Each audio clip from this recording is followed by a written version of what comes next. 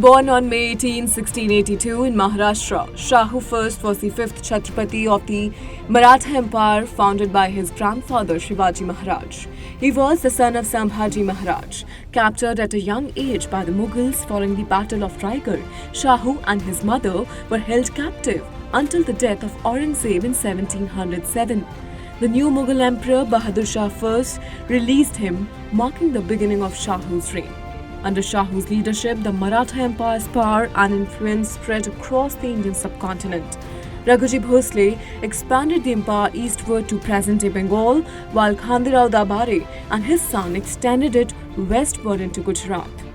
Peshwa Bajirao, along with his chiefs Pawar, Holkar and Scindia, pushed the empire's boundaries northward to Attock. Shahu's rule, which ended with his death on December 15, 1749 in Shahunagar, was marked by his reputation as a benevolent ruler.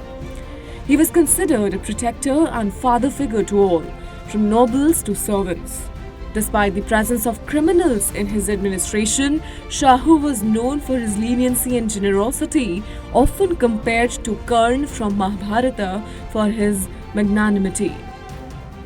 On May 18, 1974, India successfully conducted its first nuclear test in Pokhran, Rajasthan, codenamed Smiling Buddha. At the helm of the country was Prime Minister Indira Gandhi. The test shocked the world, eliciting anger from many nations, including the United States, which imposed sanctions on India. However, the Soviet Union stood by India during this critical time. The genesis of this landmark event traces back to Indira Gandhi's visit to the Bhabha Atomic Research Center in 1972, where she secretly authorized the development of a nuclear testing plant. The project was shrouded in secrecy, so much so that even Gandhi's ministers were unaware of its details. A dedicated team of 75 scientists and engineers worked tirelessly for 7 years to bring this project to fruition. Among them, 2 scientists played pivotal roles: Raja Ramana, who headed the project, and P.K. Iyengar, the designer of the nuclear weapon. Following the success of Operation Smiling Buddha, India continued to advance its nuclear capabilities. In 1998, under Prime Minister Atal Bihari Vajpayee, India conducted 5 additional nuclear tests named Operation Shakti. These tests took place on May 11 and May 13, solidifying India's status as a nuclear power. Operation Smiling Buddha marked a significant achievement in India's scientific and strategic development, showcasing the nation's ability to independently advance its nuclear technology. शिक्षा देश का गौरव है और RKDF university शिक्षा का उद्यम है। RKDF में सवारे अपना भविष्य। पीएचडी एमफिल करे अपने पसंदीदा विषय में। सर्टिफिकेट डिप्लोमा के 74 कोर्सेज। RKDF university. आरकेडीएफ में सवारे अपना भविष्य। पीएचडी एमफिल करे अपने पसंदीदा विषय में।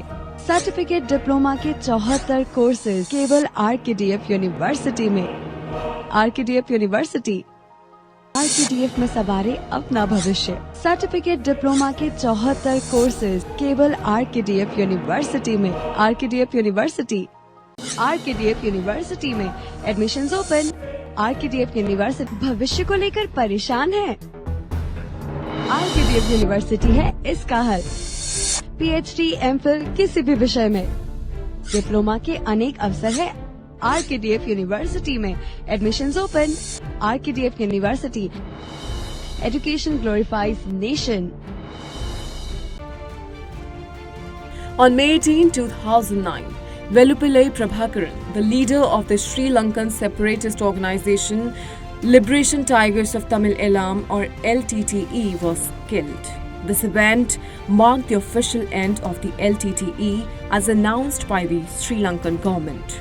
Prabhakaran was known globally as a notorious terrorist, having founded the LTTE in 1976 with the aim of creating a separate Tamil nation in Sri Lanka. The LTTE is infamously linked to the assassination of former Indian Prime Minister Rajiv Gandhi in 1991. The group's Escalating terror led to India's intervention in 1987 when the Indian Army was sent to Sri Lanka to manage the growing LTTE threat. This intervention led to a backlash from the LTTE, resulting in the assassination of Rajiv Gandhi shortly after the Indian peacekeeping force withdrew from Sri Lanka in 1990. The Sri Lankan Army's successful offensive in 2009 culminated in Prabhakaran's death, effectively dismantling the LTTE and bringing an end to its violent campaign for Tamil independence. This marked a significant turning point in Sri Lanka's history, eliminating a major source of terrorism in the region. On May 18, 2017, Indian film actress Reema Lagoo passed away in Mumbai. Fondly known as the mother of modern cinema, Reema Lagoo left an indelible mark on both Hindi and Marathi films as well as on television. She featured in around 74 films throughout her illustrious career. Reema Lagoo made her television debut in 1985 with the show Khandan. Her entry into the Marathi film industry came in 1979 with the film Singhasan. She gained widespread recognition in Hindi cinema with the 1988 film Qayamat Se Qayamat Tak, where she portrayed Juhi Chawla's mother. Notably, Reema Lagoo played the role of Salman Khan's on-screen mother in 11 films, becoming a beloved maternal figure in Indian cinema. Only few know that before her acting career took off, she worked in a bank for 10 years. Reema Lagoo's legacy continues to live on through her memorable performances and significant contributions to Indian cinema. On May 18, 1991, Helen Sherman made history as Britain's first astronaut. At 27 years old, she launched into space from Kazakhstan aboard the Soviet Soyuz spacecraft. Her journey began in an unexpected way.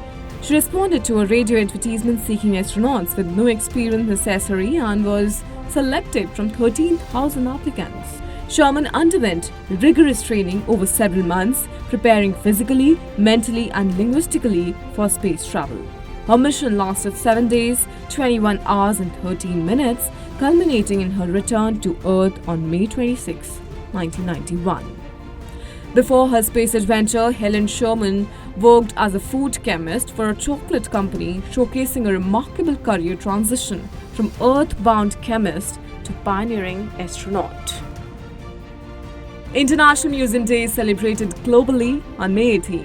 Initiated by the International Council of Museums in 1977, this day aims to raise awareness about the importance of museums. Countries around the world organize events to highlight the cultural, historical, and educational value of their museums. International Council of Museums, the organization behind this celebration, is dedicated to preserving items of historical, religious, and cultural significance. It operates through 31 international committees and play a crucial role in preventing the illegal smuggling of valuable artifacts. Additionally, ICOM provides support to museums during emergencies, ensuring the protection and continuation of cultural heritage worldwide.